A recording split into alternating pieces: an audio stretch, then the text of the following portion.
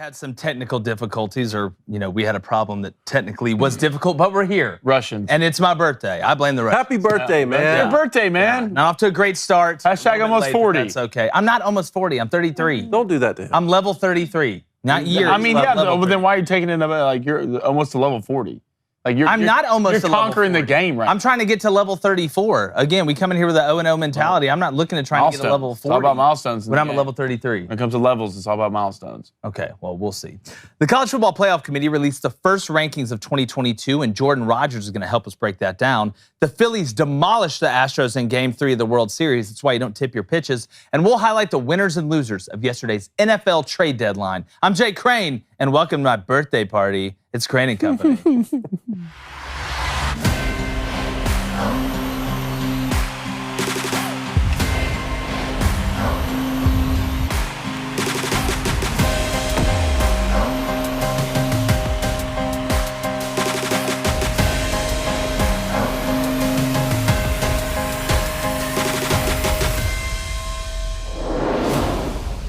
Trade deadline day in the NFL is typically met with almost the same amount of fireworks as we see on the 4th of July. And yesterday was no different. It actually doubled the moves we saw from last year. You really had more movement than a step-up movie, along with some absolute dynamite moves by contenders when it comes down to picking winners and losers. Now, when I look at winners and losers, to me with trades, it's about quality, not just quantity. It's not how many you make, but how good they are, even if it's a couple. You look at the Dolphins. They've put on a clinic recently on how to trade picks for players, as we saw last year with Jalen Waddle and Tyreek Hill, and this year adding Bradley Chubb.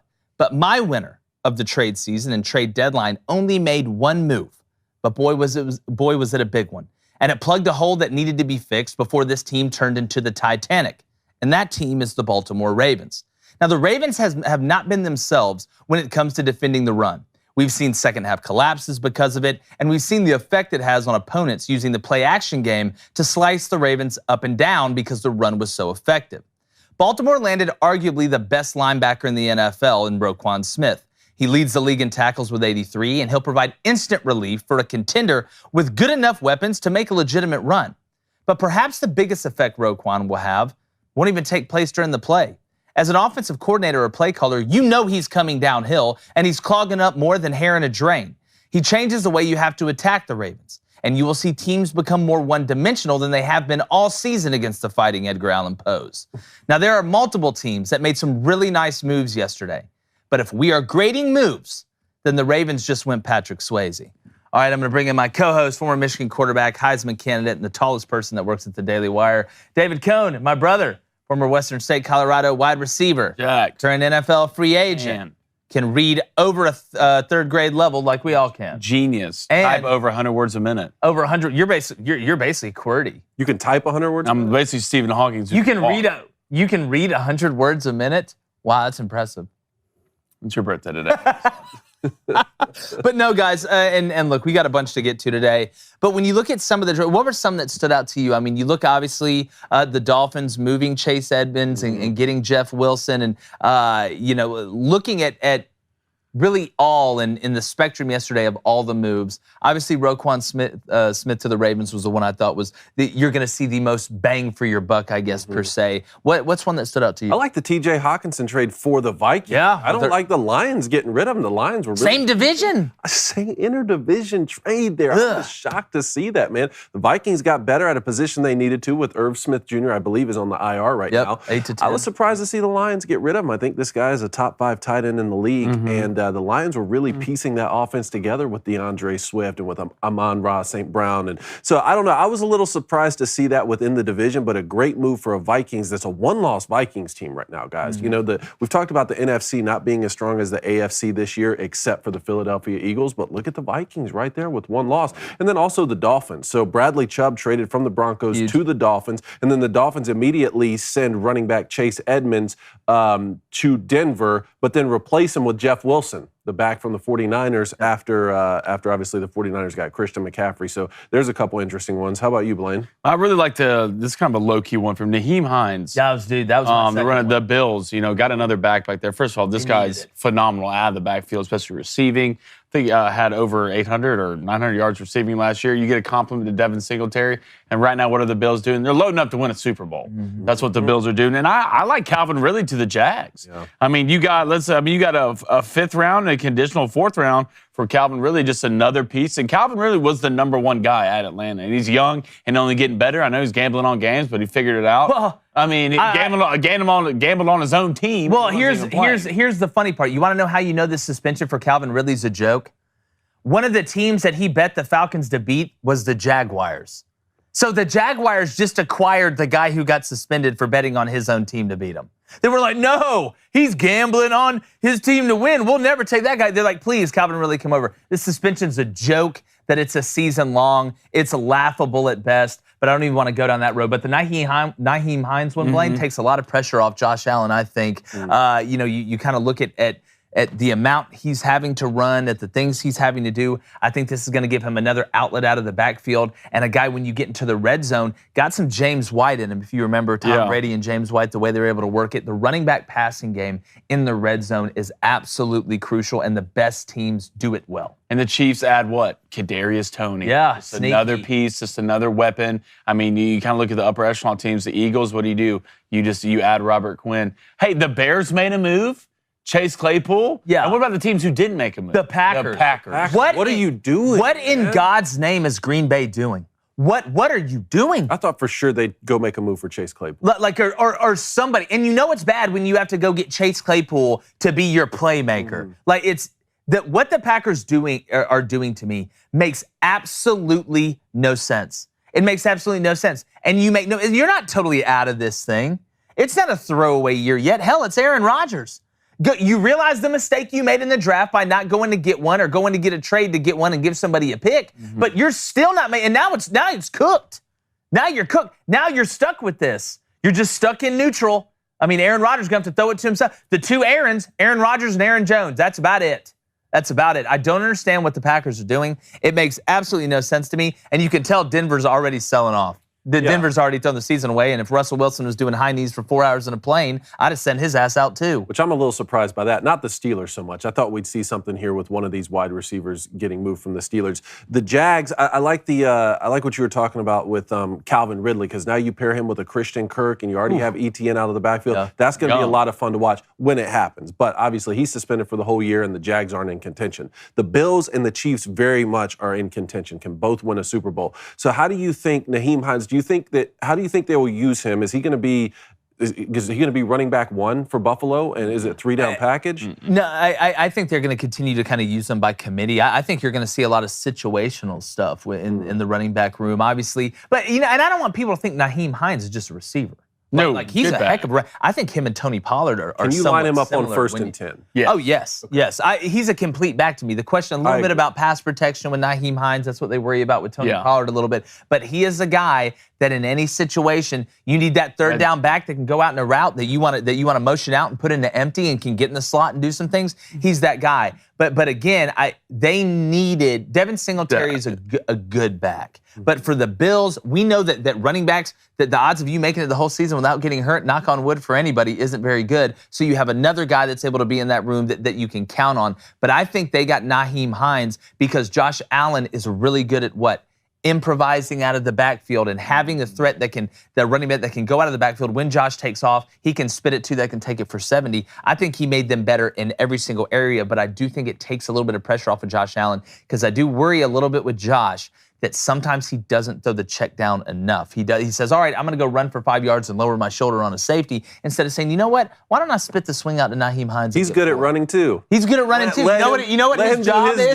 You know what the name of his job title is? Running back. And if you catch it first, you can still run after. That's exactly right. That's exactly right. So, Blaine, what do you think on that? I think you're going to see him and Singletary probably split this 50-50. 50-50. 50, maybe 60-40 early, so just got traded. But I do think you'll see Nyheim Hines a lot in the red zone. Okay. And that's where that kid eats. That's where he's eating. I mean, being behind Jonathan Taylor Taylor. He used to the guy who catches out of the That's why it backfield. made sense. But he's in my opinion, he's a 3-down back for sure. Okay. But I think Devin Singletary is probably a little bit better than him right now. But I do think you'll see Naheem Hines a lot in the red. I think they're different runners. I think it's almost a little bit of a thunder and lightning situation. I think Singletary is more of a thumper than Naheem is. But that's not saying Devin can't hit the home run and Devin's bad out of the backfield. I think they're slightly different, but I think you're giving defenses two different looks. And what you have to prepare for taking on that running back room, and then Josh Allen with what he can do out of the backfield, I think that's what presents. And it made sense for the Colts with Jonathan Taylor there. So, it made sense to move your back. So the same question for the Chiefs now, though, because I thought they may add like a true X receiver, a bigger type, taller possession receiver. guy? Possession guy,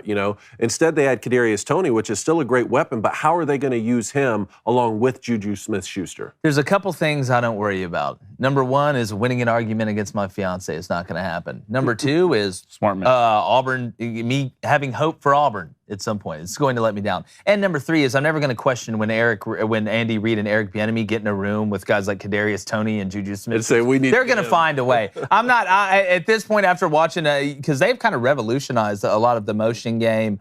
You look at the angles. Last night I'm watching Ohio. I'm watching some action, baby. We had it last night, and Ohio gets on the goal line and they run one of the plays we saw with Tyreek Hill all the time with the Chiefs, where they motion you inside, stop you, and take you right back out as the guy's motioning behind. And Ohio was able to hit him for a touchdown. So outside of drawing mustaches on players' faces when they're falling asleep, I don't worry about anything. I still think the Chiefs are trying to somewhat replace Tyreek Hill. And Kadarius Toney is somewhat in that same realm, because let's look at the Chiefs receivers right now, especially the leading receiver. Obviously, you have Travis Kelce. That's why I don't know if they would have got another possession guy. You got Juju Smith-Schuster, I would say possession. Then you have Marquez Valdez-Scantling, your third leading receiver, who's 6'4", so possession guy. So now they're just trying to fill in those gaps. Those speed guys. I don't think Valdez-Scantling is a possession guy. I think he's a bigger guy that happens. He's a bigger guy. But my thing is, if you look though at the numbers, both Tyreek Hill and the Chiefs have benefited from this trade. The Chiefs have more explosive plays this year than they ever did with Tyreek Hill. Tyreek Hill's having one of his best years he's ever had. I think it was kind of a match made in heaven. Now, look, if the Chiefs would have kept Tyreek Hill, they'd have been just as good, have been just as dangerous. But when you're looking at the numbers and you're looking at the success rate, it seems that this is one of those rare instances where both sides win in a trade. But let's go ahead and get to the Booster Club, Blaine. Let's see what they think. All right, let's go. Got a couple of donations here. Greg Hart. Greg, what's up, man? All right, he's a Lions fan. Ooh, I believe. He said, how bad did the Lions get F'd in their trade? Again, I don't think the Lions are going anywhere with Jared Goff. I'll continue to say it. People can say what they want. I think it's neither here nor there. And you've got good pieces with the Sun God, with Swift. Defense is terrible. And the defense right now worse than the league. What needs to get fixed. But when it comes down to getting F'd, sending Hawkinson to the Vikings, I don't think was a crazy play for the Lions. As I know you disagree with it, as other people think, because I know it's interdivision. That's the problem I have the most with. Not that they moved T.J. Hawkinson, is that you sent him to another team in the same division. That's like taking my car and giving it to my neighbor and then complaining about not having a car. Like you did that. You made that choice. But if the Lions don't correct that defense, and I know they're accumulating picks for that. They know that. If I know that and you know that, they know that, the numbers show that. Dan Campbell knows that. Now, will Dan Campbell be there when those defensive players arrive? If it keeps going like this, I don't know. Probably not. But I don't think this trade effed, per se, the Lions. Here's what shocked me about it. It's not just Hawkinson for picks, right? So the Vikings sent a 2023 second-round pick and a 2024 fourth-round pick in exchange for Hawkinson, plus a 2023 fourth-round pick and a 2024 conditional fourth-round pick. So they sent Hawkinson for two picks. But again, I think you're going to see the Lions make so many moves, because what I want people to understand is in the NFL, when these GMs make moves, it's like offensive play callers, right? The best offensive play callers do what?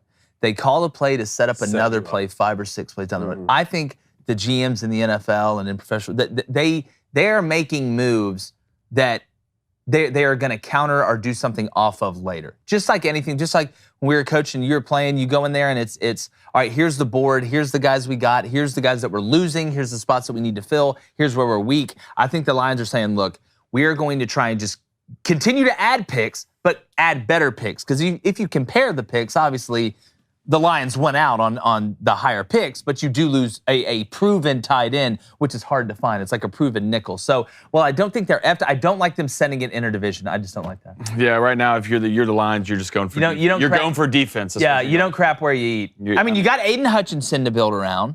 I never thought they should have gotten rid of Slade Jr. I think he's still one of the best DBs. No, he is. He's top 5 defensive back in the league, especially with the Eagles down. Let's go to Jacob Loveless, Mr. Lovely. $19.99 donation. Appreciate that, Jacob. Said, hey, of course, we're going to talk about this. You already know. I hate that they did TCU like that. They put a Cincy team in there last year who only beat Notre Dame. Michigan got screwed. It'll work itself out, though. And Pitt wants to fire Tom because he's out of touch. Would be the biggest mistake ever. Well, let's get into it. Yeah, we can go into it. I do, before we dive too far into it, I want everybody to know those rankings last night are meaningless. They're meaningless with the games we have coming up. They're fun to talk about. They're fun to talk about. But there's two things. Anybody that takes the first ranking personal when we know the games that we have coming up, you're just wasting your time and getting emotional for no reason. And two, people that base this year's ranking off previous year's results, please stop it. Please stop it. I don't care what the team did last year. If you've ever been a part of a team and then a new team, like that same organization but a new team, like in college when guys leave and come, every team is different. Every team, that's not saying you forget tradition when it comes down to things. That's not saying you forget some trends that you've seen, but getting upset about a team that, I saw this all over social media yesterday. Well, last year they did this, and this year you put them in. That's the dumbest argument ever. Because you're comparing, that's like saying, well, in 1978 it was this way, and in 2020 we need to do it just like we did in 1970. That's not how it works. It's a new year. It's a new team, it's a new experience, and you're going to get most likely a different outcome. But having said that, you want to go ahead and get into our top 12? Let's go ahead and get I mean, but there's got to be like a base criteria, though, right? No. I'm not talking about to you have your base criteria, strength of record, and all those things you look at, eye test. What I'm saying is you don't look and say, 2 years ago, Alabama was right here, and this year they're right here. Oh, the committee's up to it again. Like, what do you mean? Okay. I agree with you on rankings. I talk about this all the time. The reason this means a little bit more, I think, than just your traditional AP poll is because this is the same committee who's going to do the selecting for the playoff spots at the end of the year. So you can at least see some. You can see their theory. It's more of a philosophical. I totally agree with that. But Coney, do you want to wait till Jordan gets in here to drop this? You want to get some 5 big questions? Yeah, we can go 5 big. Let's go 5 big questions. We got Jordan Rodgers coming in here pretty soon. J-Rod, we're going to unveil our top 12. All right, and then talk about the correct top 12, and then we're gonna. I love it. Well, first one, Brooklyn Nets fire Steve Nash. Looks like they're aiming to get Ime Udoka from the Celtics. I don't know if this is a situation where it's just Ime Udoka was suspended for the full season with the Celtics. Yeah, why leave the Celtics? No, you know what? That's my question. If I'm Ime, I'm kind of pissed too in this because this isn't a sexual assault situation or he got suspended for something super nefarious. Now. He was having an affair and cheating, and in my opinion, that's wrong, okay, on his fiancée. That's wrong. But you shouldn't get fired or suspended because you cheated on your spouse. Now, I know that every organization has if you're going to be in a relationship, you got to disclose it or don't be in a relationship rule. Okay, I get that. Do I think it's kind of stupid? Yes, if you disclose it, I see no problem with it. Now, if you're cheating on somebody, you're probably not going to disclose it. I think that's where you ran into the problem.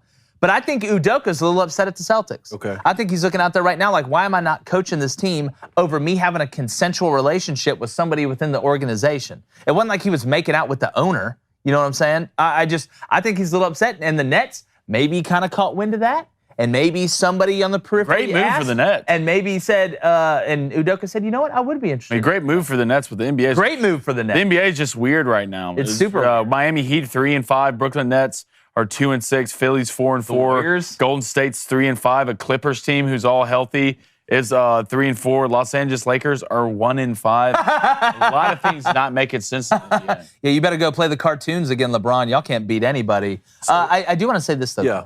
They said yesterday. I hate when this happened. They said Steve Nash and the Nets decided to mutually part ways. What?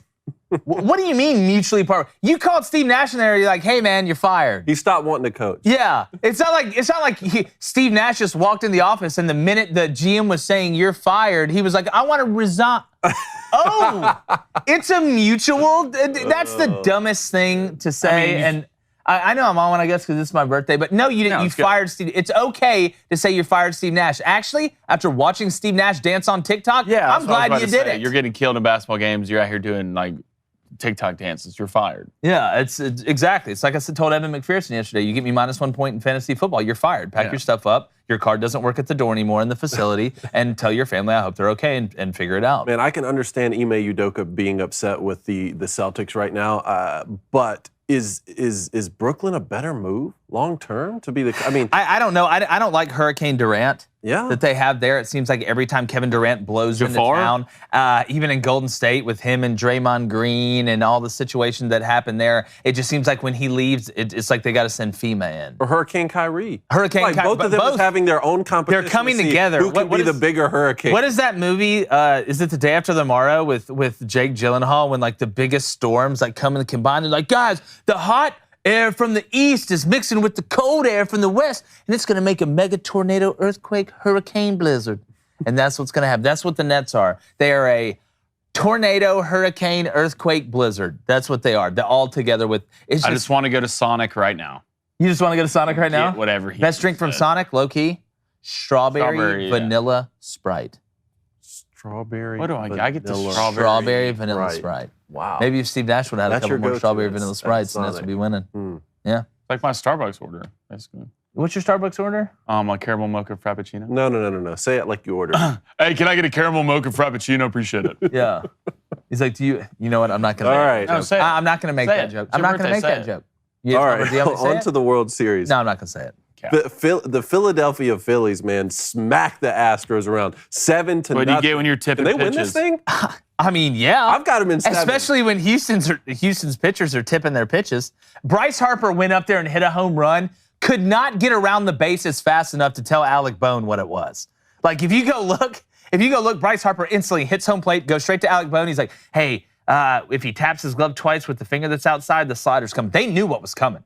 And what the greatest irony in this is that Houston lost the game because the Phillies knew what pitch was coming. I want you to think about that. Then I want you to think about karma a little bit. Maybe just a little bit. But guys, if the Phillies beat the Astros, it's going to be the 3rd time that the Astros have lost the World Series, all to 3 different NL East teams. That, to me, is absolutely wild. And one of those teams isn't the Mets, who has maybe the 2nd best roster. You could argue the best roster, especially if they keep DeGrom in the NL East. Yet the Astros are losing to the Braves. You're looking like you're losing to the Phillies. And it just, to me, it absolutely, you lost to the Nationals in the World Series. The one you won was 2017 with all the drama that came with that. But it is a long series. Yep. Now, the question is, you got Aaron Nola throwing tonight for Philly, and the Astros are throwing Javier, who looked last outing, I think he pitched on the 22nd, went 5 1/3, gave up like 1 hit, no earned runs. The time before that came in for relief, 1 inning, gave up an earned run, I believe, as well. But the advantage right now on the mound for this game is with Philly. And if Philly wins this one, guys. Philly's in 6. The Phillies win this one, it's going to get awfully interesting, but I'm going to go back and I want to compliment Ranger Suarez, the pitcher for the Phillies. And I do not say this lightly. He's got a little Tom Glavine in him. If you watch the way he's not overpowering, he mixes speeds really well, and he can dominate the outer third of the plate against righties and lefties, which is a rarity when you look at pitchers in general, when you look at the splits. But another thing he does, just like Tom Glavine, he fields his position as well as any pitcher out there. He takes hits away, and he knows the one thing the smartest pitchers know, who know how to defend their position, is to when to let a ground ball go by because it's a double play ball. Yep. And he does that as well as anybody I've ever seen, because your first instinct's to grab it. You want to grab everything, especially if it's coming back to the mound, because typically it's coming back quick. But there's been multiple times, I'm not even talking about in the postseason, but I've seen during the regular season, that he let that ball go and let him turn a double play. And that just shows you, again, that you are prepared for every scenario, for every pitch. Ranger Suarez has come in and balled this postseason, and is one of the main reasons why the Phillies are where they're at. There you go. All right, Nolan Smith for the Georgia Bulldogs is out, it appears, for the season. How much is this going to affect Georgia? It's huge. Yeah. I mean, look, if I'm Tennessee right now, you just took away your Wolverine. He's the best player you got on defense. And they got some cats running around at Georgia now. Like that's to be the best on that Georgia defense. And you can make an argument with Jalen Carter. I get that. Yeah, probably Jalen Carter's probably Georgia's probably going to have back-to-back number 1 picks, and they're both on the defensive line with Trayvon Walker, who went to the Jags, and then Jalen Carter. But for me, I think Nolan Smith can do more things. I think he takes away more problems than Jalen Carter does, and that's not a knock on Jalen Carter. But Tennessee will find a way to exploit this and expose this. Do I think this means that Tennessee is surefire going to beat Georgia? No. But this opens up the door a little bit more, and I'm going to say this, and we're going to get into this with Jordan Rodgers. Tennessee can't just rely on speed to beat Georgia. That's the difference, I think, in this Tennessee team than the ones we've seen with Heupel in the past. This team can go fast, but they're physical. Now, that doesn't mean you turn it into a backyard brawl and you try and beat Georgia at what they do best. You don't line up and run counter and power at them every single play. You do what you do, but you do it with physicality. Tennessee has been able to go fast, and they're physical. And that together are the 2 best attributes you can have in sports and war, buddy. That's the truth. Torn pec muscle. He's going to have surgery on Thursday, it sounds like. I mean, if anybody has, I know losing a guy like that's huge, but if there's any team out there who has a lot of depth on defense, hey, what's up? It's the Georgia Bulldogs.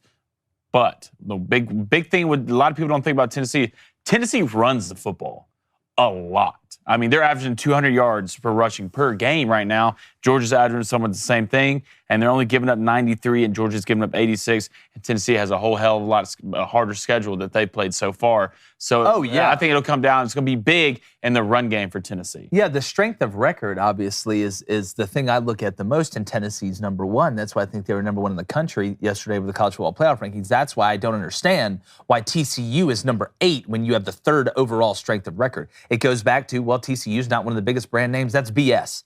Put the best teams in. The teams with the best strength of record need to be in, and we're going to drop that soon. But the thing about Tennessee, when it comes to runs, it's always math, but Tennessee makes it very easy. We're going to give you wide splits. We're going to go 10 personnel. We're going to see what you give us in the box. And them spitting out that screen is nothing but a perimeter run. Yep. That's all it is. It's a perimeter run. You see Tennessee do it all the time. Hendon Hooker looks at the numbers in the box because it's an RPO. He has the ability to give it, keep it, or spit it out wide. So you look at the numbers in the box, you say, all right, we got a hat for a hat. Let's ride. We're going to run this thing inside. Or you look out and say, hey, we have 3/2, or we have 2v2. We feel like we got an angle. We feel good about the numbers, or we feel good about where we're at with the splits. So Tennessee does a good job of not just lining up and condensing everything into a run game where the defense can just turn it into a rugby scrum. You have to defend 53 1/3 yards when you are defending Tennessee every play because they use every inch of it. I think that's the difference in Tennessee. All right. Brenton Cox was kicked off the team at Florida. Yeah. Appeared to throw a punch at Georgia running back Kenny McIntosh after the game last weekend. Was his removal from the team inevitable? Well, I think this was a compilation of things. I think this was just a cherry on top of a dessert that's been laid out over time.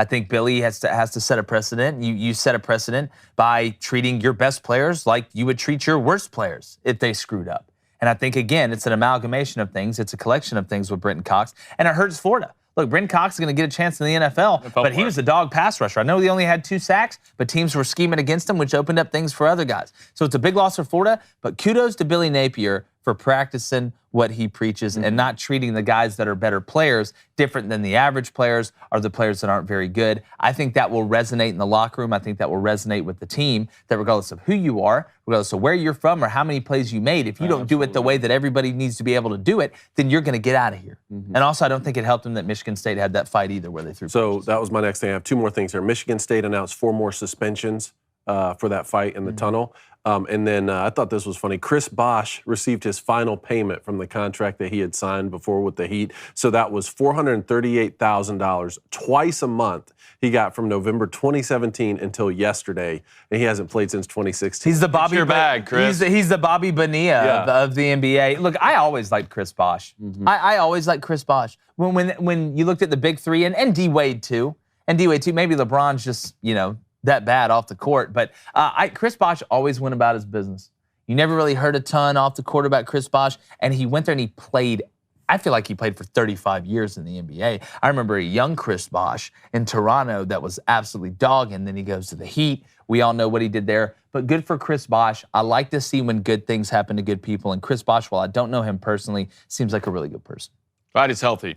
Me too. All right, we got Jordan Rodgers coming on here in about 8 minutes, but I want to go ahead and release our top 12 bracket. I want to release ours. Now, again, this is not the one from last night, and we decided to make a little adjustment. We did the top 4, if you look, Georgia, Tennessee, Michigan, and Ohio State. And then on the periphery is where it gets really, really interesting. And I know that the rule is it's the top 4 ranked conference champions that are going to get the bye. But we picked our top 12 teams, and this is where it kind of ended up. And just look at these matchups. You've got Georgia getting a bye, Tennessee getting a bye, Ohio State getting a bye, and Michigan getting a bye, like I said. So 2 SEC and 2 Big Ten. Then you've got Pac-12, 2 Pac-12 teams playing each other. You got 2 ACC teams playing each other. You've got Alabama playing USC, which you want to talk about points. I'm going to go ahead and take the over in that one. Then you've got TCU playing Ole Miss. I'll take the over in that one again. My biggest thing here, when you look at this, is people will complain about, oh, well, Clemson's having to play North Carolina basically back-to-back because they're probably going to meet in the conference championship game. That's just the way our numbers fell when we added up, and we put North Carolina in there because if you look at their one loss compared to some other one-loss teams out there, and I'm not putting a 2-loss Kansas State team in there that has a loss to Tulane. I can't put Wake Forest in there after the 2 losses you have within your own conference. So it kind of just divvied out the way it divvied out. So how about Illinois? Because their loss too is to Indiana. That's a great loss. That's the tough part for Illinois. Because again, you start comparing losses, right? When you get 1-loss teams, you start comparing losses. What I find fascinating and what I think when you look at the 12 team with the bye, imagine these atmospheres. And I know UCLA hasn't drawn well, but if they got into the playoff, you'd see that place fill up, especially if they're hosting Oregon. Obviously, the lower seed team would be the host. Clemson would host North Carolina. Alabama would host USC. How about that matchup? And then TCU would host Ole Miss. Then obviously in the second round, you would have your buys. So it's tough to say which teams would and wouldn't win their conference championships, right? Yep. But under the format that they're proposing, where the first round, it would be the top 4 conference champions. Yes, highest rated. So it's not the top 4 ranked teams. And here's how it would work then. Georgia would then get a bye, okay? Tennessee wouldn't, though, because 2 teams can't win the conference there. So you'd have Michigan get a bye in this scenario right here, Clemson and TCU, which would mean a first-round matchup of Tennessee, North Carolina. You'd have the Buckeyes with Ole Miss. Then you'd have Alabama, USC, which is still what we have here, and then UCLA, Oregon. Yeah, I just think these atmospheres for this first round, if they play on college campuses, which they totally should, would be absolutely bananas. But I think our top 12, I feel like some people will say, okay, Ole Miss is overrated. You lost 1 game down in LSU where you had a lead and you blew it. You're about to play Bama. We're going to find out. A lot of the stuff's going to work itself out. I mean, it really is. I mean, look, Clemson, North Carolina, like I said, you're on a collision course to play. Oregon and UCLA. In my opinion, the biggest overrated team on this list is Clemson. I mean, if we're going to talk about overrated teams. Like you, so? and I know we're going to talk about this with Jordan as well, but I know that Clemson, I think this Clemson team is better than last year's Clemson team. I think they're more balanced. Did Clemson make the playoff last year? No, but what I'm saying is I think this Clemson team is better than the one from last year. We all know how good the defense was. The DJ, the offense absolutely tripped out. Was terrible last year. I know, and the offense is better this year. I think Clemson is a more balanced team. Do I think they're a little bit overrated? Do I think they're a top 5 or a top 4 team in the country? I don't. I don't think they're a top 4 team in the country. Do I think they could be 5th or 6th? Yeah, I could. If DJU doesn't regress, and we've seen a little bit of regression. I think once you get to 5, I mean, other than Alabama, in my opinion, once you get to 5, the rest of these teams are extremely close. Oh, yeah. Extremely close. Yeah. I mean, TCU, Ole Miss, Spider-Man GIF. Pointing at each other. I'd say Ole Miss a little bit better on offense. So I receive room and their quarterback and Max. But once you would say Ole Miss is better than TCU on offense? No, TCU is better. Yeah, my TCU better on offense. But Oregon, North Carolina, UCLA, USC, TCU, Ole Miss are basically Spider-Man GIF in the same team. And you can almost put Alabama in there too. But that top 4, right? That top 4, Georgia, Tennessee, Ohio State, Michigan. I mean, that is what's the most interesting to me because it's going to play out, obviously. But this year is just, I wish we had the 12 team. I know. It'd be insane. And again, Georgia plays Tennessee this weekend. Ohio State obviously plays Michigan here soon. Clemson, like I said, is going to probably play North Carolina, and Oregon might play UCLA. I mean, it's amazing. If you have Clemson overrated right now, Do you think they lose this weekend at Notre Dame? No, I don't. I don't think Notre Dame's that good of a football team. You don't think Do I think they lose at Notre Dame? I don't think they do. But it's more interesting than it was a couple weeks ago with how Syracuse played Clemson and then Notre Dame beating Syracuse. And that game is at Notre Dame. It's gotten more interesting. I wouldn't be surprised. Well, I'll say this. It seems like Notre Dame plays up and down to their competition, which is not shocking with the first-year new head coach with Marcus Freeman. It just seems that Notre Dame plays according to who they're playing. And that's a dangerous game to play. But Clemson coming to town, it's been bad for Notre Dame, not kind of flipped with a nice win in Syracuse. You can really – you win this one, you can resurrect this first year for Marcus Freeman and keep that momentum you had in recruiting in the offseason going forward. There's no team on this list who's safe, right? If you you go through last year and teams before that, you felt a lot more secure about teams winning games. There's no, even Georgia, Tennessee, Ohio State, Michigan can lose to anybody on this list. Well, and I know you're talking about safe in this playoff, but for the rest of the regular season, I mean, you look at Tennessee, you get past Georgia, you find a way to get past Georgia this weekend. I mean, you're ho-hum dancing into Atlanta. I mean, I don't see you losing the game. You got South Carolina left, who Corey Rucker is now out. Their wide receivers out for the rest of the season with a foot injury, and you look at Vanderbilt, their rival, which is basically like me going out and stepping on an ant. If Tennessee wins this game, you're in the playoff. You're in the playoff. You're in the playoff, for sure. That's exactly right. I mean, I don't know the rest of your schedule. I'm pretty sure Vandy's one of them, isn't it? Tennessee schedule, so you go through that. But if Tennessee wins this game at Georgia, you're in the playoff. For sure. What's the Booster Club say before? Okay, all right, we read donations here. Ryan Gade, appreciate a $10 donation. Thank you, Ryan. Said Bryce Harper has hit his 6th home run in this postseason. Jason Worth, first of all, Jason Worth, what a flow, man. Just super jelly. Had the record with 7 and a single postseason for the Phillies. Harper will break the record. Punter go. I'm going to say go. I mean, Bryce has been hot the whole playoffs. Let's and you know what? Am I the biggest Bryce Harper fan in the world? No. And they kind of alluded to this last night, and I've been alluding to it for weeks. I'm glad to see that Bryce is living up to the hype in the postseason that he had coming out. Because, again, they showed the Sports Illustrated. This guy's got a 96-mile-per-hour fastball. He's hit 500 home runs already in his career, this, that, and a wiffle ball bat.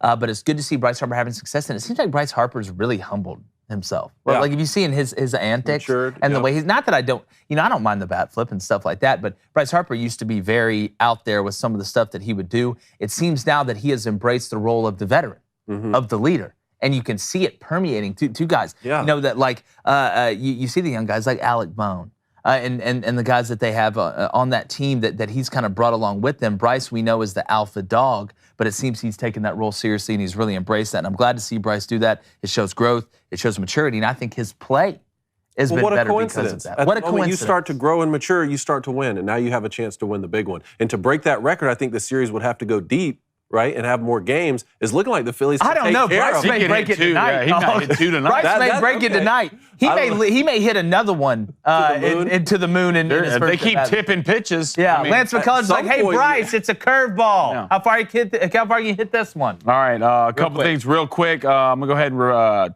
take back what I said because Colleen Houston won't quit yelling at me. Notre Dame's going to win by 50. Okay, there you go. Notre Dame's going to win by 50. Not the wrath of Colleen. Yep. It's already worked out twice this morning. Con Aaron Ron says LSU is way better than UNC, in my opinion. I don't think LSU came in at number 10. Yeah, that's something, and what a segue. I know. What a segue. I do it for a living. Yes, exactly. A guy who knows about segues, and I'm not talking about the things you stand on to ride on the sidewalk. Those are dope. You catch him everywhere.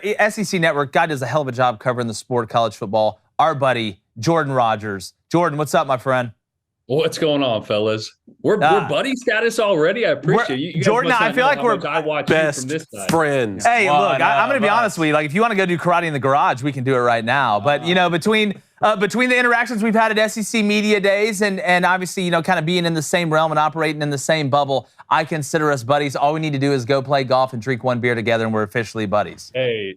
Say when and where. I'm in. All right, Jordan. Well, I do want to talk about the rankings that were released last night. I really want to dive into that because there's some interesting things there when you look at it. And like I said off the top, obviously the rankings are somewhat meaningless right now. I think we can all agree with the games we have coming up. It's kind of interesting to see, and Cone brought up a good point. You kind of see the philosophy of the committee, right? The theories that they're looking. Give me your biggest surprise from last night. Could it be LSU maybe at number 10 or TCU at, what were they, 8, Cone? On last night's? Yeah, TCU 7. TCU 7. At 7 is insulting. It is. I agree. I think we learned early on kind of what the committee looks at and what they care about, which I think is just every year I get more angry with the people sitting in that room because us, as much as we watch film, and I mean, I this is all I do. So every day of the week, I'm watching every game possible. There is no way they watch enough film to be able to say, we're going to use the eye test here. That's why I can't stand it. You put TCU at 7 right now. No, this should all be merit-based, based on strength of record, your schedule, who you've played, the games that you've won. And then at the end of the year, if there's an egregious Alabama lost one early and they are just one of the best, they're number 3, and it is no doubt, then that's when a lot of people can go, okay, the eye test, I get it. That makes sense. But right now you're setting yourself up by putting everybody ahead of TCU right now when their schedule's better. It is. Jordan, their strength of record's 3. You gave Tennessee the number 1 spot with the number 1 strength of record. Good. You got a bunch of people that don't watch enough football That's games. Exactly right. Going, oh, no, but Michigan's just better. It's like me asking the Clumps to be my personal trainers or give me ideas on advice to lose weight. Like it doesn't. We need to put football people in there, like football people that understand it, that don't just watch the ball during the game. The whole watch the edited, highlighted versions of the games. Yes. You know what I mean? Like. It's like the fastest 2 minutes. It's like when Chris Berman tells you everything that happened in the NFL in 2 minutes. That's what these people do. Look, if I need a Hunger Games to sing and volunteer, I will. You'll volunteer. Put myself in the committee if I have to. Look, Wolf, that's no. Yeah, that's exactly right. Look, watching football all day. Like I said, it's a great deal. I get it, and I've sat in those rooms doing like the mock meetings. It is very difficult. It is. It is so hard. But again, I go back to the rankings. Like now, you're setting a precedent by putting the eye test in there. And it's not every team they did eye test, right? I mean, but when you pick and choose this early, you set a precedent down the road that I think is just it sets you up to be wrong. It sets you up to leave a team out that maybe is deserving. Without a doubt, and I said this earlier as well, I don't like when people say, oh, well, it's TCU. You know they're going to blow it or something. That is the dumbest. Like using something that happened even last year, even the year before with a new team, in the game of football, the ultimate team sport, it'd be different if I was trotting Justin Verlander out there. You know what I'm saying? I know what I'm going to get from Justin Verlander. This is a brand new team. It is a team sport. I hate when we say, oh, well, TCU got hosed in 2014, but that ended up being okay. And Cincinnati. The transfer portal era. That's exactly right. It makes no sense. Stop doing it. Doesn't mean we lose tradition. I love it. All right. I love seeing the Eagle fly. I love seeing them run the wagon out in Oklahoma and that Buffalo run out in Colorado, which, at least for Colorado right now, is the highlight of the game. And then the game starts and they're absolutely hot dog water. And everybody leaves. Yeah, that's exactly right. To go do God knows what. But Jordan, I do want to ask, you played quarterback, obviously, at a very high level. You understand the position. And the minute I got you on here, obviously want to talk about the rankings. But who right now, in your opinion, is the best college quarterback in the country? Because I think there's logical arguments for 3, maybe 4 guys right now. I think I'd have to put Hendon up there, Hendon Hooker. Look, and I've been a Bryce Young for as long as he's been playing, just because I love the intricacies of what he does pre-snap. Nobody does more than Bryce Young before the snap occurs from a protection standpoint, sight adjust, route adjustment ability. I mean, Bill O'Brien gives him everything. But right now, when you watch Hendon Hooker, the amount of times that and I get it, there's guys running wide open the last few weeks, but the amount of time he puts the ball downfield and the frequency that they push the ball downfield and his ability to still protect the football, I think is amazing. So I don't think there's a better quarterback playing the position right now than Hendon. I'll run through one other one I think is really interesting. And I've been someone that has been on the other side of this argument, but Stetson Bennett. And here's why I like how well he's playing. And look, and I'm a guy that thinks everybody was talking. I think he was a liability for most of last season, honestly, until the very end. But they don't have much talent outside of Brock Bowers. When you really look at this roster, and I have a little nugget that I threw out last week, that it has now been 27 quarters since a wide receiver has a reception of longer than 30 yards. And when you flip on the film, the reason is nobody's getting open. They don't have speed on the outside. And Stetson, I think, does an unbelievable job at using his eyes to manipulate defenders. And he does it with his drops. He manipulates defenders. He does it with his hips. He does it with shoulder rolls. He does it with his eyes. If you have another quarterback that was not as good at that, there's just not guys open outside of – and Brock Bowers really isn't open. Neither is Darnell Washington down the field. They're making contested catches. Yeah. So I think because of the lack of – it's not really lack of scheme. I just think it's the lack of playmakers that are getting open. It's not similar at all to Hendon Hooker. I think Stetson's doing a really good job of manufacturing chunk plays because there's not many big plays that are available right now. I think his improvisational skills are very underrated. When you see the way Stetson can operate outside of the pocket, really giving them a boost in the arm. And I think honestly, being a guy that wasn't that talented, I like watching a guy excel that's really not super talented. Jordan, you could spin it. You could spin it. I've watched you spin it. I've watched you could spin it. You were tough as hell too. I saw you get up. You and John Parker Wilson, two of the toughest some bitches I've ever seen in my life. But Jordan, my thing when I look at Georgia, I think getting A.D. Mitchell back, you saw in that Bama game last year in the national championship, he was a guy that he may not be a burner, but he's one of the guys that can turn that 50-50 ball into that 70-30 ball, or somebody that can stretch the field vertically and open it up for Brock Bowers. I've been surprised that Georgia, with the lack of guys getting open, obviously Jermaine Burton with the Bama, you haven't seen the backs as involved in the passing game as I thought with Todd Monken, because we are seeing a little bit more of an open offensive philosophy from Todd Monken than we did last year. For one reason, you trust Stetson Bennett. Last year, I don't think they trusted Stetson Bennett. He earned their trust throughout the year. But one throw that Hendon Hooker made, one of the best throws I've seen all year against Alabama, one of the 19 touchdowns that Jalen Hyatt caught. But they ran, I don't think it was a stalk and go. I think they ran a true out and up, and he fit a ball about 35. Now, this wasn't a whole shot versus cover two. That was 20 yards down the field. He put one on a frozen rope, David, about 40 yards that caught the safety. They were in cover one. They spun late. Safety was a little bit low in the man free, and Hendon was able to fit it in between that middle field high safety and the guy he had locked up in man on the outside. You want to talk about an NFL throw? I watch Josh Allen make that throw once a week. Alabama's gave up 15 touchdowns this year, and 7 of them against Tennessee. That's wild. And they're doing it schematically, too. Like we talked about, a lot of formation to the boundary. Even the other day when they motioned in and stacked the receivers just to run that switch route. It's like, and it's not, they're not throwing it to some new guy. I mean, Jaden Hyatt's the guy who if your eyes are wrong, Tennessee will make you pay quicker than anybody else in the country, and it's not because they go fast. Georgia runs the same scheme as Alabama, and the way that Tennessee attacked it, all those, especially going 2 guys to the boundary with Jalen there, adding that third guy, changing. They're 4 over 3 now. Alabama tries the motion to get 4 over 3, and their man match concepts get completely destroyed because that safety now has to have eyes in the backfield for run support, yet he's also the single high guy. And over the top guy to that side, and you're like, what are you doing? That is almost an impossible play for that safety. Like, you are putting so much stress on that safety, and as a defensive guy, nothing scares me more than Jason X and stressing the safety. Those are the two things, and heights. You know I don't like that.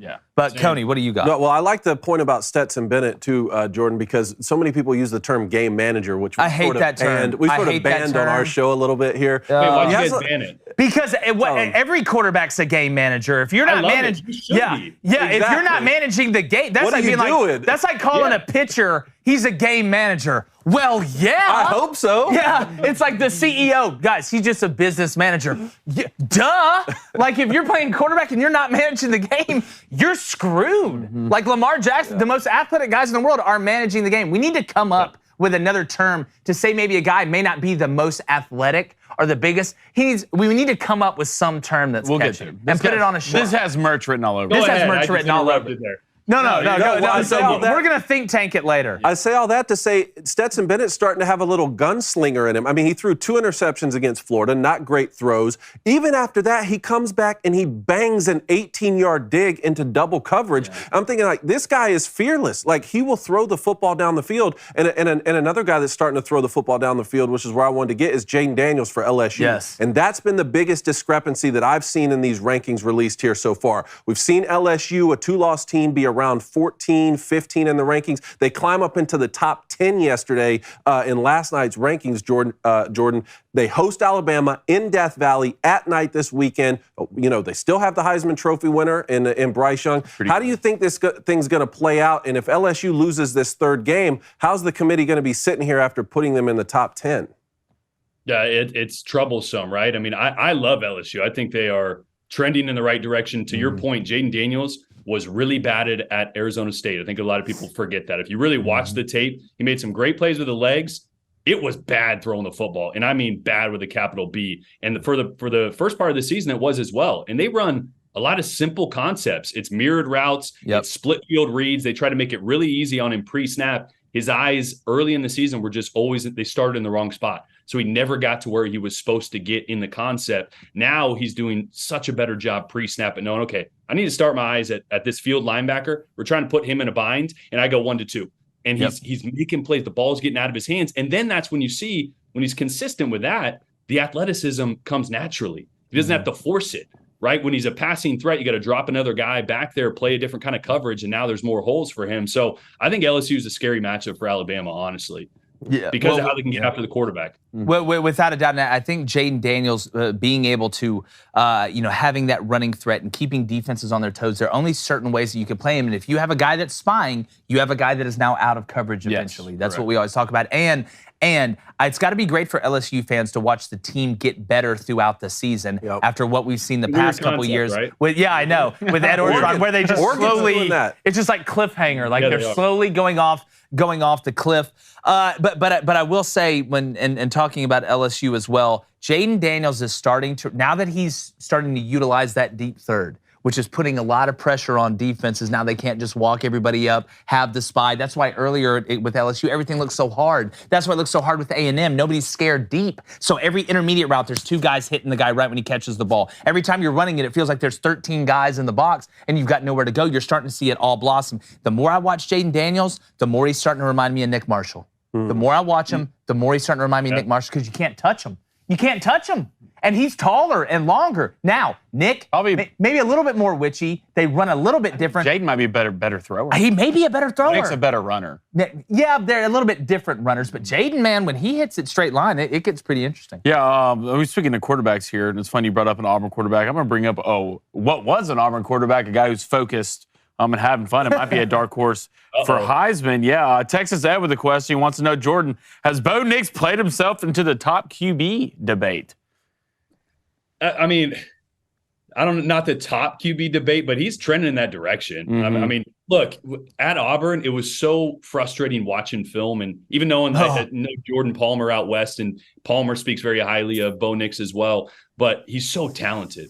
I mean, he can make, even at Auburn, as bad as it looked, and the scheme was not great around him, it was really bad, but he would make throws that you're like, there's only a couple guys that can make that throw with that arm angle, off platform. So you always knew the talent was there, but y'all, I don't think we understand how toxic Auburn is from top to bottom as a program, right? I mean, so what he was trying to do in that spot, the pressure that was on him because he came out as a true freshman and won like he did a few big games, it was a bad situation. So he's getting a free start or a reset. And I think Dan Lanning's got a great culture, great program, and he's playing smarter.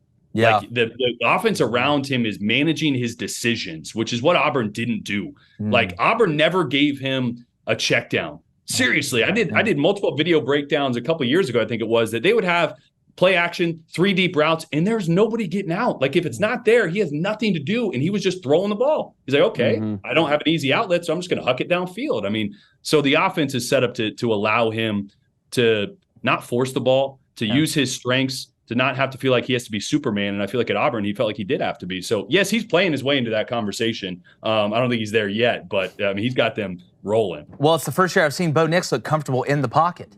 He's not bailing out like at Auburn. He was having to bail out because, again, nobody's open. Options. Yeah, he has options. You can actually – you saw him in that interview the other day, and we had Bo Nix on the show last year. I texted him yesterday. We talked for a little bit. He looked so – just his demeanor. He looked so much happier during that interview, and he talked about, now I can actually change the play. We can run good looks into good looks instead of running bad looks into bad looks. And that has to be so freeing as a quarterback, and the talent's always been there. Jordan, do you think he's an NFL guy? Do you think he's going to get some run in the NFL, or do you think he's a guy that's got to really do well at the Senior Bowl to be able to get a chance? I think it's a little bit of both. He'll get a shot, no doubt, because of the talent. Like someone is going to sign him as a free agent at worst because of the physical skill set that he has. I think if he plays well at the Senior Bowl, absolutely. I think he could be a guy that gets in that draftable conversation just because that's the way the offenses are going these days. You need a guy that has mobility. You need a guy that can throw off platform. The RPO game is taking off in the NFL as well. So the type of quarterback you're looking for is much different. So I think he absolutely has an opportunity to play himself into that conversation. I had something I was just going to say too, and I forgot. The That my jacket is absolutely flames. Well, yeah, that. Well, it'll come to me. Yeah, Jordan, what you remember about great 6 point hours. I had about Bo Nix and gone. All right, one more real quick. I know Jordan. Okay, all right, I know Jordan. what I was going to say. Oh, here we go. There he is. Jordan Yes. Rodgers. This is what I was going to say about Bo Nix, something I love saying about quarterback. This is his problem at Auburn, to our conversation, to your point as well. When you don't know where your eyes should go next, they go down. And Yes. Bo Nix had a problem looking at the rush because he didn't know where he was supposed to go yet or next, or he didn't have an option. And he has options now. He knows what he's supposed to do. So he's not looking at the rush and escaping early. That's And we exactly can right. continue. That's 100% correct. All right, Travis Elrod wants to put you on the spot here, Jordan. He wants to know, who do you like this weekend, Georgia, Tennessee? Oh, it's a good one. I like Tennessee, honestly, because I think schematically Georgia's going to have a better plan because they can watch the Alabama tape and it's a carbon copy of what they want to do on defense. So they're going to have a better plan. I just do not think that they're built to get into a track meet, to get into a situation where they have to make big plays downfield. Because that's not how this Georgia offense is built. We just talked about it earlier. Without A.D. Mitchell, the playmakers are few and far between on the outside. Marcus Rosemy-Jack-Saint is a fine receiver. Lad McConkey is a run and then catch guy, not a catch and run guy. So he's not able to create some explosives like they need. And it's a Brock Bowers show. So I just don't like how the matchup is built. The games are built on matchups. So I lean a little bit towards Tennessee. I don't think Tennessee's going to get 50. I think it's going to be a little more low scoring for them in the 30s, but I think they edge them slightly. If Tennessee can stop the run, they can stop the run. They got a really good shot in this one. But like I said off the top, Tennessee can't win this game just with speed. They got to win it with physicality and speed. And I think Tennessee is actually physical this year. They're not just out there smoking Especially on mirrors trying to defense, run, especially on defense. Byron Young is an absolute stud. Well, there's one thing I've kind of learned going back from last year. One guy you don't want to bet against when his back against the wall is Stetson Bennett. Yes, you remember that. I've been burned on that plenty of times. Yeah, me too, brother. But Jordan, really appreciate you coming on, man. I know you're really busy, and I think now we are officially buddies. What do you think? Let's go. I got to Let's do go it. to break down some walls and flip a house, but I'll talk to you guys later. All right, have brother. fun. Hey, Gay, good luck on getting your HGTV on. We'll talk to you soon. Jordan Appreciate Rodgers, catch him ESPN, SEC Network, does a hell of a job. Love getting Jordan on and talking ball with him. I want to know this. How do you scheme against Tennessee? All right, how do you saw Bama bring 3. Well, I mean, why would you just not heat them up? Why not just run? That's when man press it. That's when heat they 'em up. hit you. You're gonna give up against Tennessee. You're going to give up 40 plus anyways. Now, you know what? If it's me, as crazy as this sounds, if I'm defending Tennessee, I am blitzing on almost every first down. Almost every first down. So you'd pitch backwards. I would pitch backwards. That's what I like to me, because again, they are the best at staying on schedule. Why are they successful? What's the main reason they go fast? So they can catch you in base and get in 2nd and 5. That's what they want to do. Whether that's running inside zone, whether that's spitting the ball out in the screen, which is a modified run like we've talked about. That's what they want to do. So to me, I'm heating your ass up. Or first is down everyone every the time. line of scrimmage on You're defense? getting, I'm showing it. Here's what I'm doing. Yeah. I'm showing it every first down. It's like Bryce Young. It's what Texas did. Go look at the way that Gary Patterson and that Texas defense attacks Bryce Young. They would show pressure almost every time, and they would bring it half the time, and they would drop out half the time. So you're always having to think on the fly. There's no predetermined. Hendon Hooker's like, all right, I'm going here with the ball. I'm going to heat you up on first down. I'm going to try and get you in 2nd and 16, because the way you beat Tennessee is you get them 3 and out early. You get them 3 and out early. Yep. If you can give up 7 points in the first quarter, and they've got 3-4 possessions, and you got them going 3 and out, even 6 and out, 3 and out. Now you've kept their defense on the field, which means what? You can run the ball, which means now, not only have I taken your offense out when they're on the field, I'm taking them off the field because we can control the clock. You have to win first down against Tennessee. If you don't win first down, you are in trouble. You are in big trouble, because they can hit the home run, they can hit the double, and they can drag bunt and go to first and be safe. Yeah, no doubt. And it's all about your front 4. Every defense wants to get home without bringing the extra guy, without bringing pressure. If you can't do that and you need to bring that 5th guy or 6th guy in order to get They're gonna find Hooker, yeah. I mean, like, you're having to play man defense behind it almost. Well, you're going to have to spy point. Hendon. Yeah. Well, see, again, I think you take care of a little. The biggest thing when you blitz, and I'm not saying you blitz every first down, but you show it. You show pressure every first down to get him to change the way he's thinking, or think, I'm going to have to think on the fly. The biggest thing when you blitz is making sure the guys on the outside understand you have to keep contained and you have to peel. When you hear the word peel, fans go, what? I hear that during the game all the time. What does peel mean? Whoever the outside guy is, All right, the furthest most outside guy on a blitz or however you're drawing it up. If that running back flares out, you got to go with them. That's what a peel is. I'm peeling with the back. Because if we all blitz and nobody covers the back, if I bring the linebackers and nobody's covering the back, it's a touchdown. Like there's nobody on him. So somebody has to peel with the back. That's what worries me the most is one guy screwing up, especially the outside guy. If somebody's going to screw it up on the inside.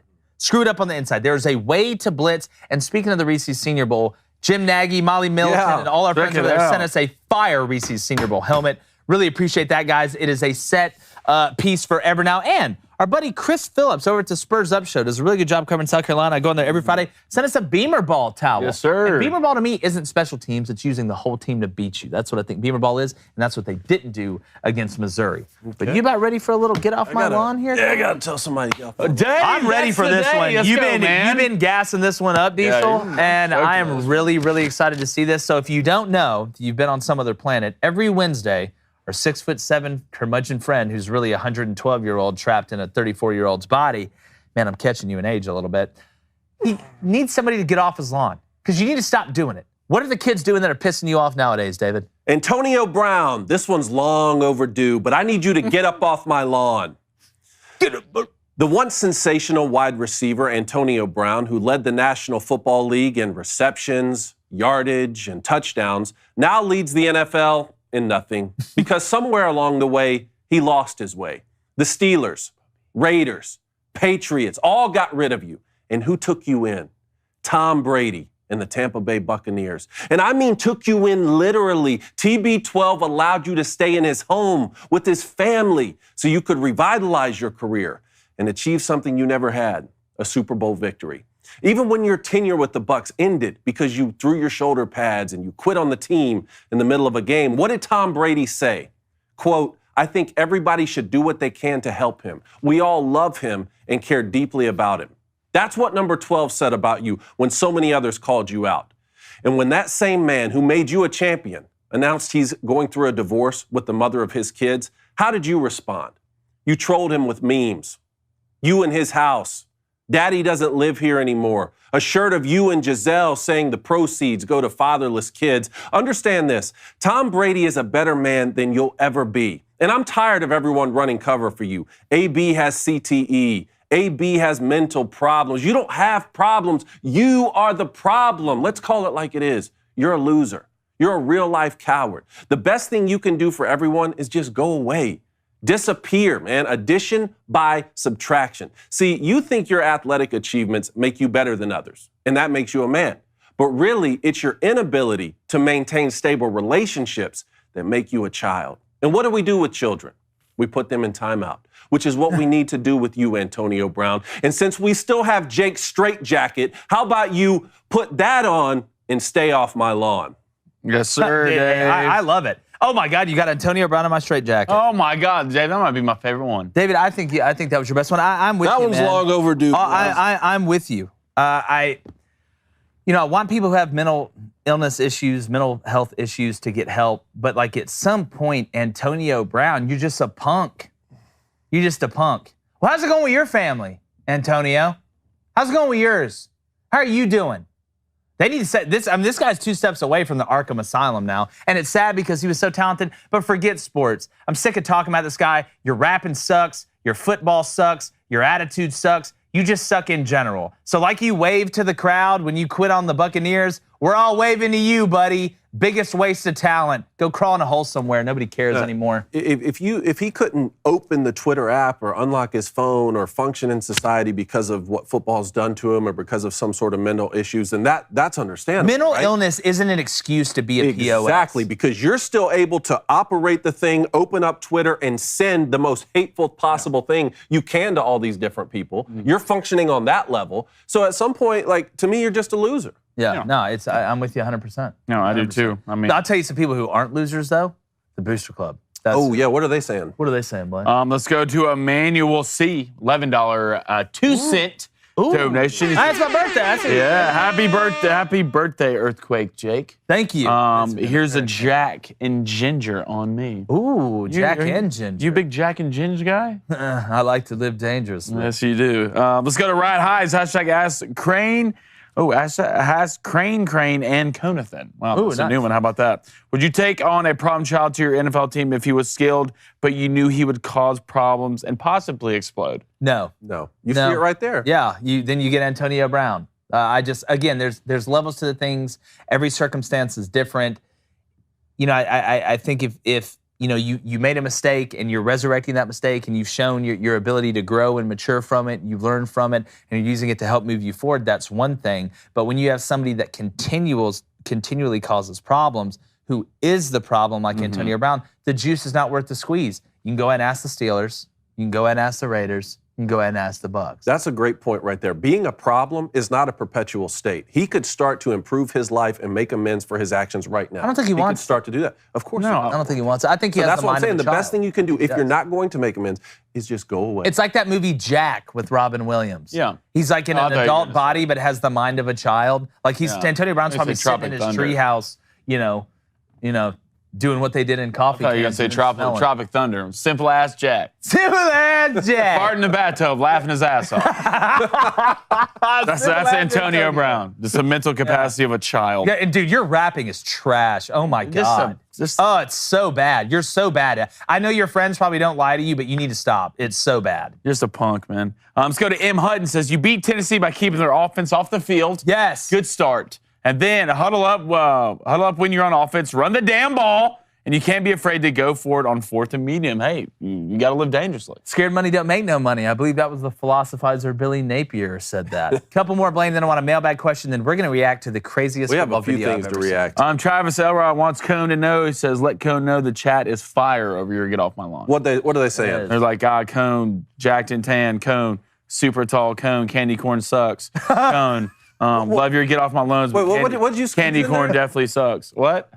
Where's my? Oh, here's my thing. Oh, dude, put that Halloween's over, poison bro. down. I thought you only ate that on Halloween. I feel like the part. I feel like the part on. Halloween. Well, I just went trick or treating. I can't eat it all in one night. Yeah, No, he's gonna- Ace in the Bubble. No, costume was awesome. Yeah, no, he's gonna come in with some Christmas-colored candy corns. Is what's gonna. Look, I'm sick of this. I'm sick.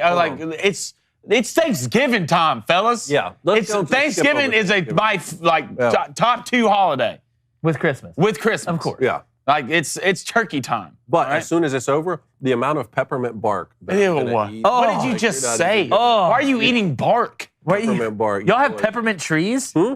Y'all have peppermint This trees? is an in your aspen house? tree because of the way it I'm is. just enjoying the It's called an candy corn. aspen. I don't The way it understand is. how people hate candy corn so much. Well, it's because we're American. You might as well walk up there and put some chalk in your mouth. I just, again, somebody asked me what is the Christmas version of candy corn, and it's those nasty sugar cookies you buy from the store that are just absolute trash. That ain't how Wait a Mama second, made them. bro. No, like That the ain't how Christmas. Mama I'm made not talking about the. Hold on. If you want to come on the show and Store-bought. start attacking sugar cookies, Store-bought we're gonna have sugar. a problem, brother. Guys, listen. I need everybody to just open up your hand, take this chill pill, and swallow it down. All right, here's what I'm saying.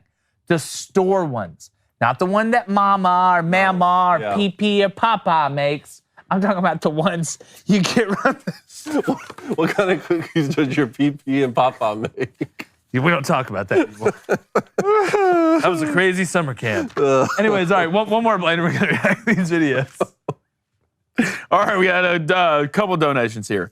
MPA768 with What's up, brother? $4.99 donation Thank you. says, Hit the button, Cone. hold on, I can't look down and talk. I have to look up See and that? I talk. did that with my mind. Hold on. How did that I happen? did that with my mind. You didn't press the button. Huh? I don't like this. I told you I don't like AI, Cone. What? I don't like it. The button went off without him touching it. I knew it. It's a All right. timing. All right.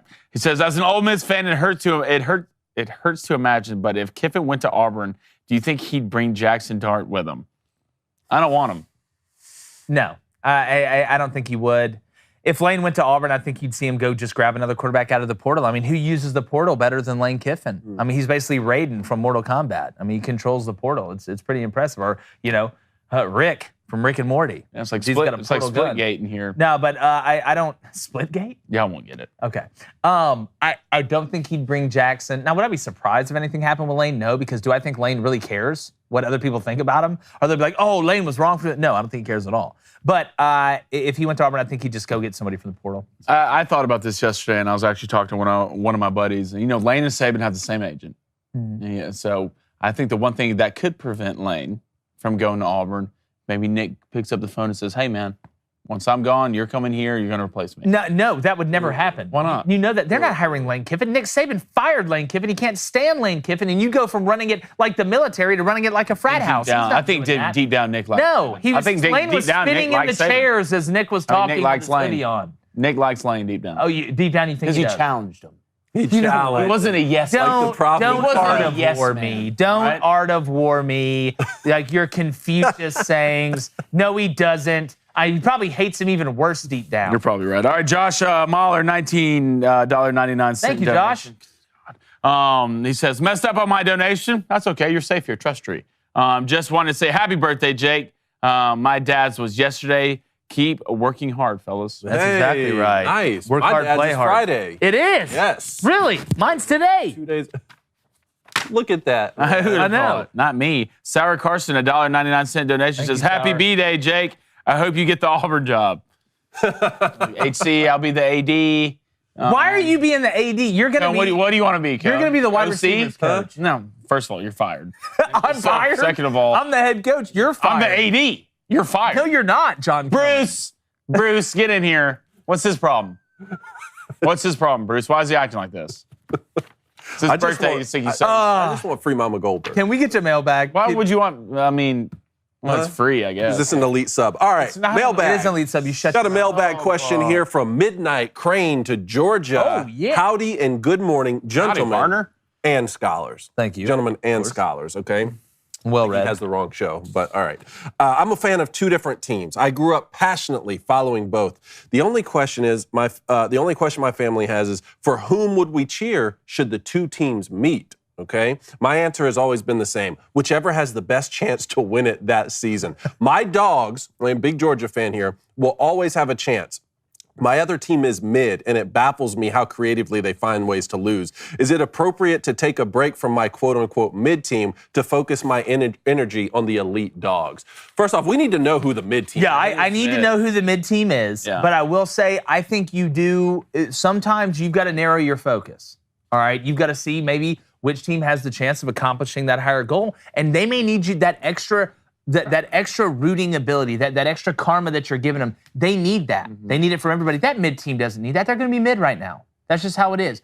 Use your energies for good, for the team that you think has a chance to win it. I would use it for Georgia. You already willed Georgia to a championship. They're good. You did your job. That mid team needs you more. Yeah, you cheer for that mid team. All right. I need to know who that mid team is. Until you get halfway through the season, and then you realize Georgia's going to make the playoffs. Like the trade deadline. Then you cheer for Georgia. Like the trade What do you mean?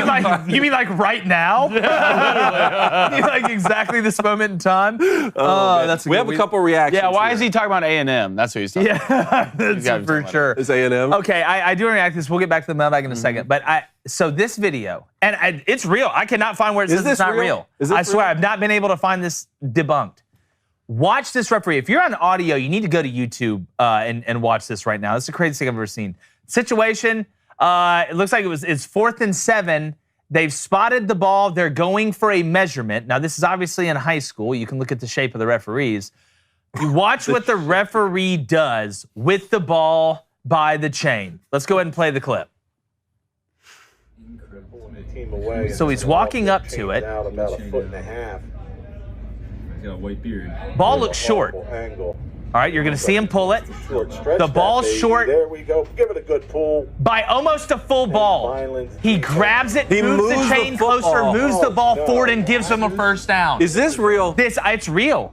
He moved the football forward. He moved the football forward. Now I'm going to tell you something. Where I'm from, where I'm from, that guy doesn't make it to the car, okay, in high school football. He picks up the football. You cheated in broad daylight. So there's 3 options right now that the reasons you did this. Okay. 1, your son plays on the team that needed to get the first down. Still not excusable. You shouldn't have been reffing the game. 2, you've got money on the game, and you need it.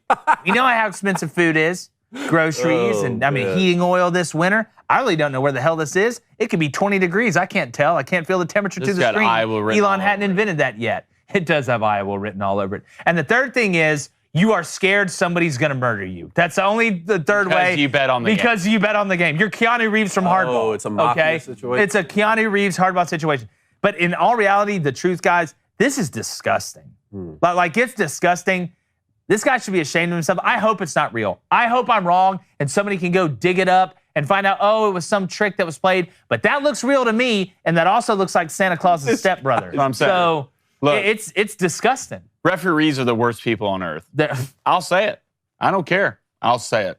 The worst people on earth. You know why? No accountability. Because they get ass hurt during the game. Then they start basing calls off emotion. And then things start getting. I guarantee you, that guy who just moved that ball and the head coach got into it probably the whole game. And then he wanted to pull a what, Dave? A power move and do something like that. Inexcusable. We're fighting on the spot, either on the spot or after the game. I'll get the little kids to try and fight you. You ever try to fight 7, 16-year-olds? Good luck. Yeah, they can fight for hours. I'm so sick of refs. It was a simple mistake. Oh, my God. Refs make mistakes. Get off my lawn, David. He just accidentally picked up the ball. Yeah, grabbed the chain, right? Yeah. Scooted it back. It's an honest mistake. Grabbed the ball, then looked at the coach was like. It happens once a game. It's an honest mistake. I mean, look, it's.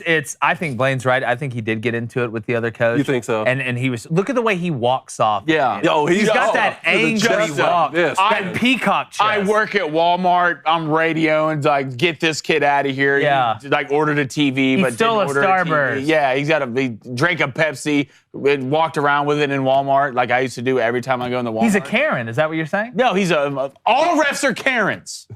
They're all Karens. Now that's a T-shirt. It's a power move. That's all. The little power they have. That's why you can't trust referees. If there was ever a president who, for some reason, I know it's a long shot, but was like a ref, maybe in high school, you can never do it. I'd never vote for you because the little power you get, you do stuff like that. Yeah. Well, and there's no accountability, but there has to be accountability for this guy. I would love to get that guy on the show. Fine. I would love to get him on the show and be like, you know what? Explain it. Referees should be fine. Explain it. It's like Carlos Mencia told Kanye West on South Park about the fish sticks joke. I need you to explain it to me. So yes, he did say that. Also, next thing we have to react to, boys, we're wrestling stars. Oh, dude, this SmackDown. is the coolest thing ever.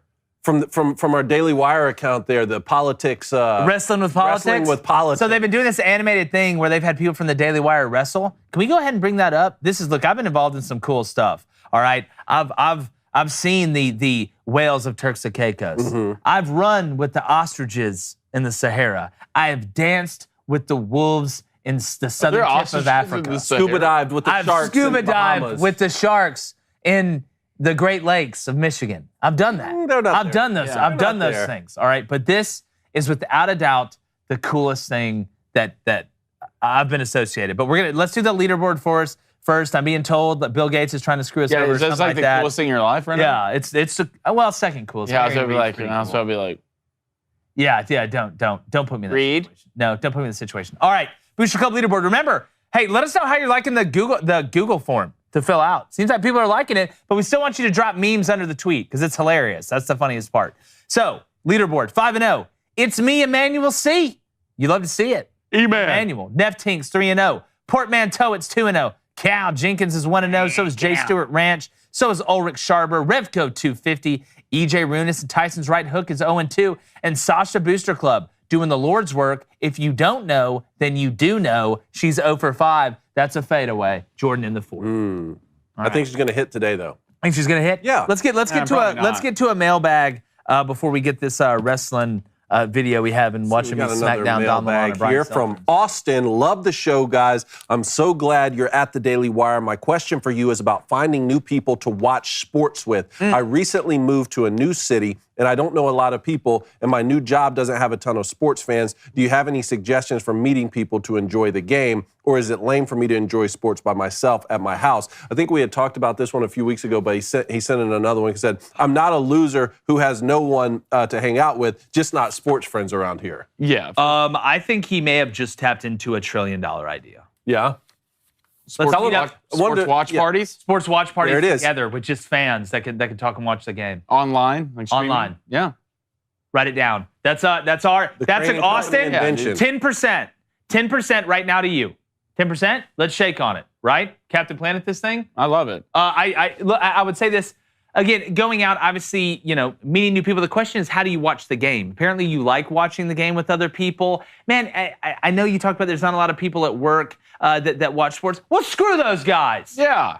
You got a sports us. bar. You got us, all right, as well. We're friends. We'll watch it with you. best Hell, Cone's buds. 6'7". He can probably see in your apartment wherever you live right now. If we can hang out right now. If it makes you a loser to sit at home and watch sports by yourself, well, I'm the biggest damn loser out there. I'm Steven Glansberg. Goodness gracious, eating pudding by myself. That's exactly right. It's the best. It is. No, but no, we appreciate you, Austin. Go to a sports bar or something, man. Cody, we got another mailbag? No, No, stay in your not room right and now. watch it. Well, I have a couple for tomorrow, though. We can always you go have to a the couple for booster. tomorrow? We can always go to the booster. My poll was terrible today. What was it? Who's gonna win? Who would win this game, Michigan or Clemson, if they played each other?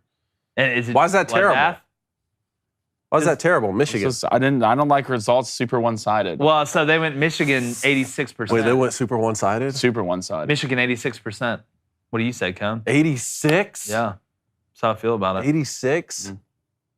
Michigan 87. Oh, see, you read too much into it. Michigan 84%. Well, you did that. I'm right there. blaming you for that. Hey, making it sound like I know I can beat you in poker. I've absolutely Yeah, well, let's find out. been tuned in. See, I to just the set you up. percentages in the I just set you up You're for playing the poker. long game. I mean, I'm like Trafalgar over here. If I'm going to miss, it's by 2 or 3 points at most. Yeah, you're on it. Yeah, I've seen that guy walking around. Oh, yeah, he's in here. Looking little fella. All right, what else we got, Blaine? Colin Houston says, I'm a giant loser if it's lame to watch sports solo. It's the best. You can control a remote. It's the best. That's exactly right. And after the game and during the game, I don't have to run and weasel my way into the bathroom or get in a fight with Michigan State's players on the way out. I can just. We got a comment here from Jack Death Row. Either way, it's a badass last name. He says, you guys have revitalized my love for sports.